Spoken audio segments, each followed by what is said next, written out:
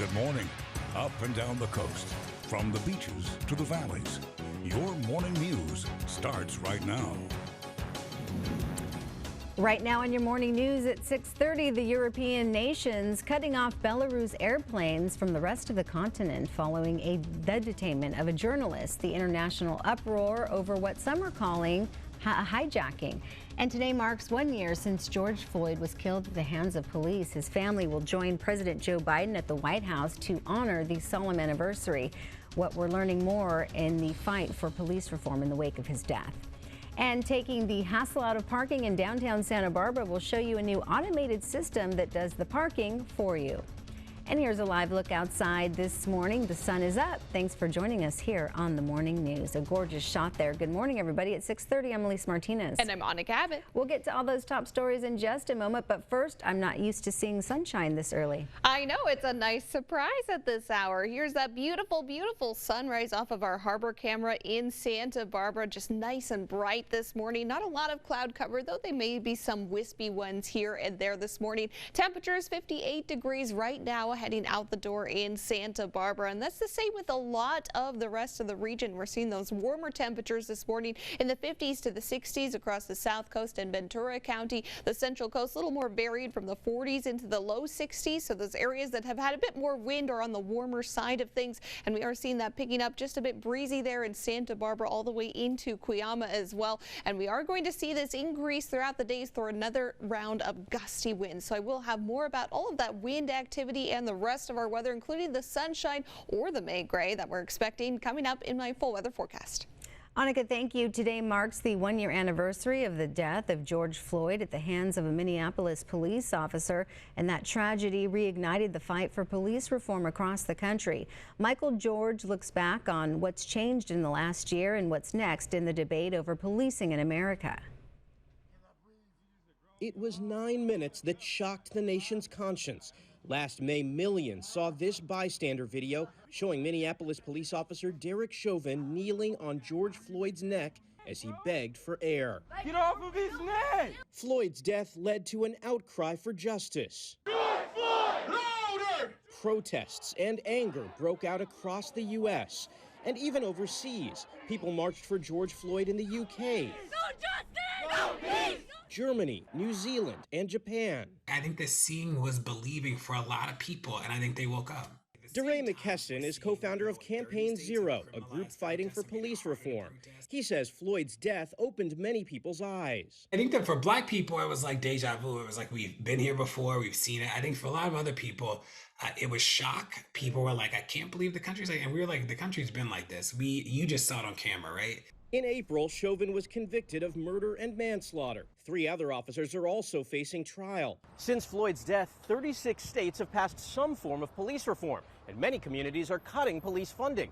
But some have pushed back, saying police are being unfairly demonized. In Seattle, police say 20% of their officers have quit over low morale. When you've got rocks and bottles and in some cases cinder blocks thrown at you, and we have to stand there and take it, it's discouraging. The George Floyd Justice in Policing Act, which includes a ban on chokeholds and no-knock warrants, is stalled in the U.S. Senate. And cases like the death of Daunte Wright at the hands of an officer just last month have activists saying the fight for police reform has a long way to go. Michael George, New York. President Joe Biden will meet with George Floyd's family today on the anniversary of his death. 7 of Floyd's family members are expected to be at today's private meeting at the White House, including his sister and 2 brothers. The family has taken part in Black Lives Matter protests and expressed solidarity with the families of other Black Americans killed by police. Biden visited with the family privately before Floyd's funeral last June, and he called them in April after a jury convicted Chauvin in the killing. Memorial events and marches are planned in several cities across the country to mark the anniversary. On a trip to FEMA headquarters in Washington, President Biden got a first-hand look at the federal government's preparations for the upcoming hurricane season and other extreme weather events. Coming off a record-breaking hurricane season in 2020 and just days ahead of the start of the 2021 season, President Biden announced that he's doubling government spending on helping communities prepare for extreme weather across the country. We're going to spare no expense, no effort to keep Americans safe and respond to crises when they arise, and they certainly will. And NASA is also developing data systems to track how climate change is impacting communities and affecting extreme weather events. This new federal funding will add up to $1 billion. And another tropical cyclone is poised to strike India just 1 week after a deadly storm slammed its western coast.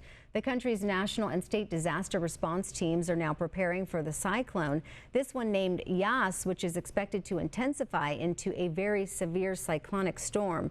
The state of West Bengal says they aim to evacuate more than 1 million people. The storm is intensifying over that area and is already producing waves of up to 25 feet. It's expected to make landfall on Wednesday on India's northeastern coast. European Union officials are taking the extraordinary step of banning airlines out of Belarus from flying over or landing in any country in the EU. This comes after a commercial airliner was forced to divert in order to arrest an opposition journalist. Laura Podesta has the story. European Union leaders are calling it a brazen hijacking.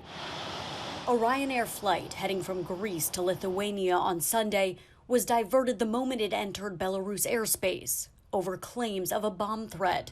After landing in Belarus, passenger Ramon Protasevich, a journalist, was arrested. The 26-year-old is a blogger, well known for his criticism of the decades-long rule of Belarusian President Alexander Lukashenko.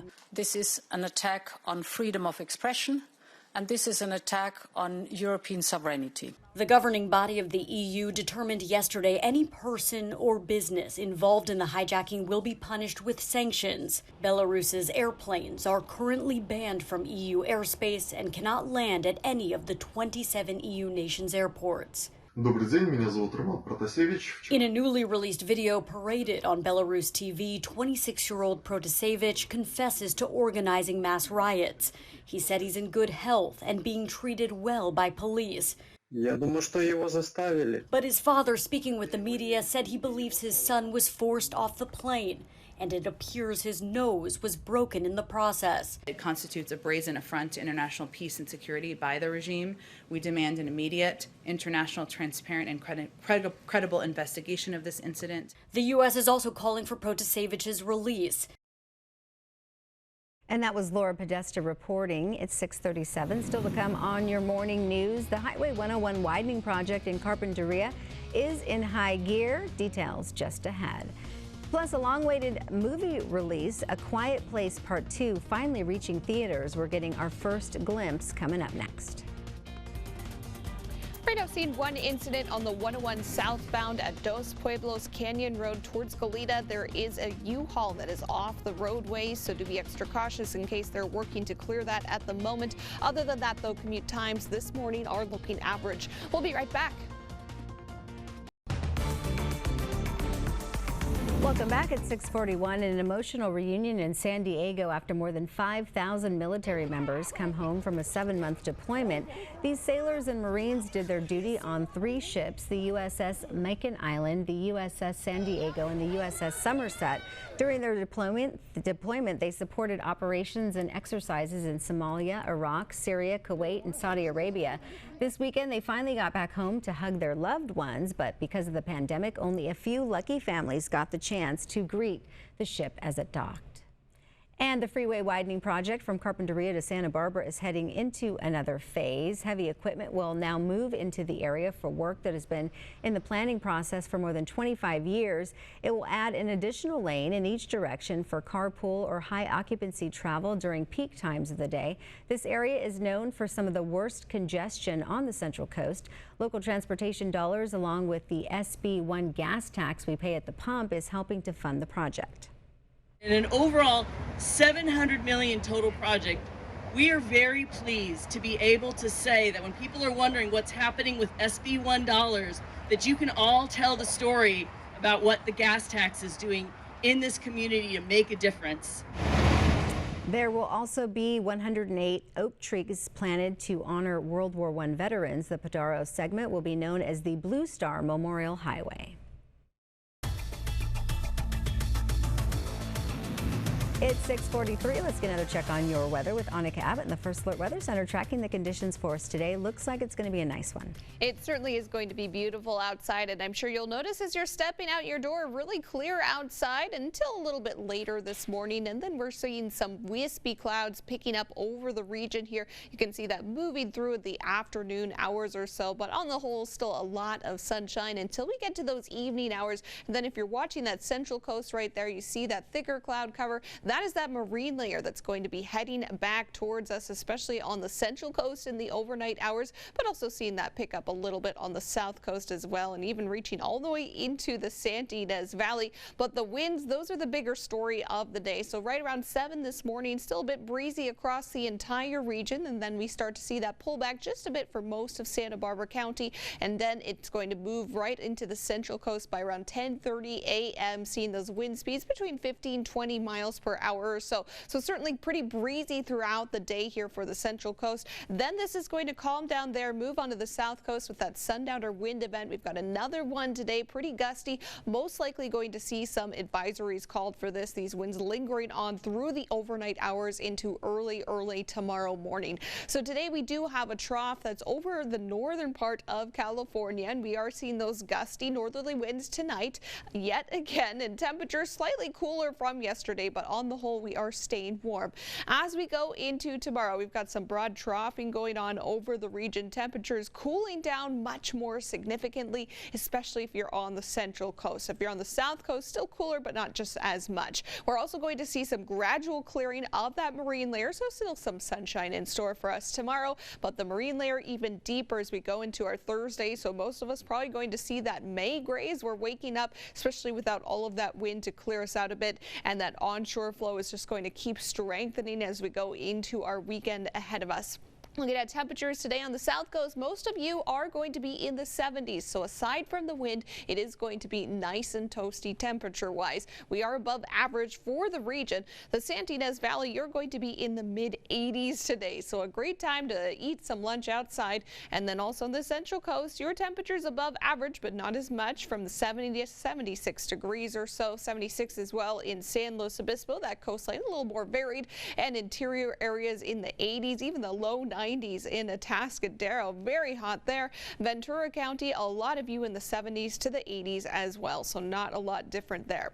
Looking ahead to our Wednesday, temperatures cooling down by several degrees here as we see that trough moving right on over California. Thursday, we are continuing to cool down for most of us as well. So that's going to be our coolest day until we reach Sunday. So Friday, a little bit of a warm up there. Saturday, we are starting to cool down with that approaching upper low. So that's moving just right on down along that south coast or that west coast, and then reaching us by Sunday. Monday, though, improving just a little bit once again. Elise? Annika, thank you. Downtown Santa Barbara has a new automatic parking system. This is all part of a large project that wrapped up last month. Radius Commercial Real Estate built a 3-story structure to host its headquarters and bring in more workforce housing. These are mainly one-bedroom apartments, but there wasn't enough parking for every unit, so the property owners decided to invest in CityLift to create an automatic parking structure that holds 30 vehicles. We're maximizing the value for everyone, and it ended up, resulting in us, we get a new office, residents get beautiful new apartments, and they've got places to park. The new system uses a system of pulleys and gears to automatically move a car into a storage space. Residents then key in a code to retrieve their vehicle. It's a process that takes less than a minute.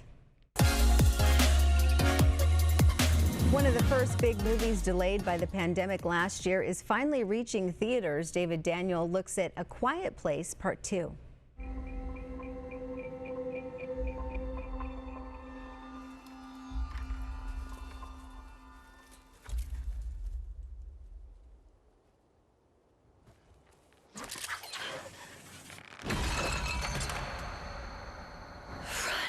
The terror continues for the Abbott family in a world ravaged by creatures who hunt by sound in A Quiet Place Part 2.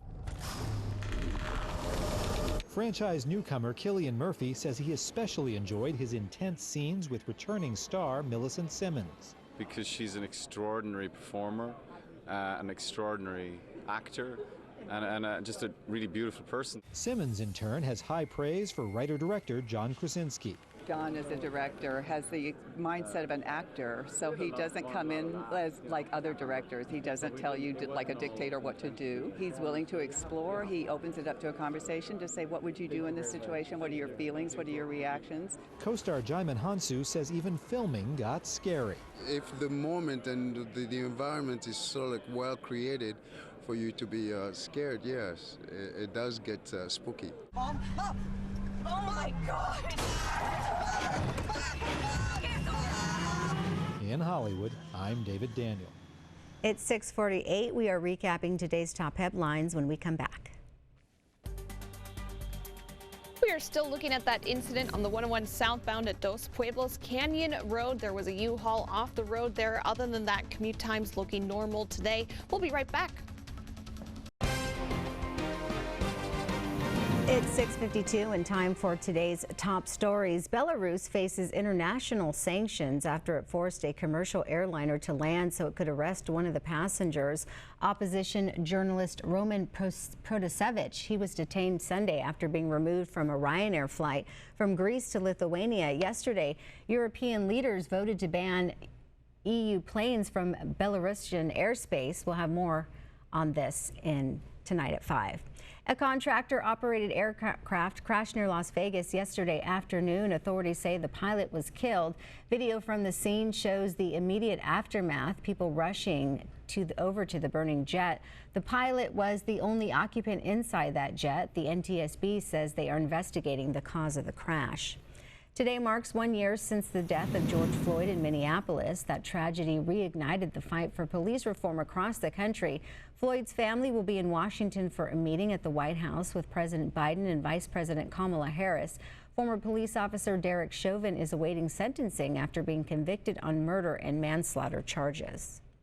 And the White House is pushing for an international investigation into the origins of COVID-19. The administration is urging China to release more information amid a U.S. intelligence report that indicates 3 researchers at a Wuhan lab sought hospital treatment in November of 2019. It gives credence to a theory that the virus escaped from a lab in Wuhan, China, rather than beginning with animal-to-human transmission. And the nation's largest school district is planning to fully reopen this fall. About 1 million students are enrolled in New York City's public schools. At least 60% of them have been attending classes remotely since the pandemic began. That will no longer be an option for them come September. And California's theme parks get the green light to reopen at full capacity. Parks including Disneyland and Universal Studios Hollywood can return to full capacity beginning on June 15th. The Department of Health's revised COVID-19 guidelines list theme parks as mega events or outdoor events with more than 10,000 people.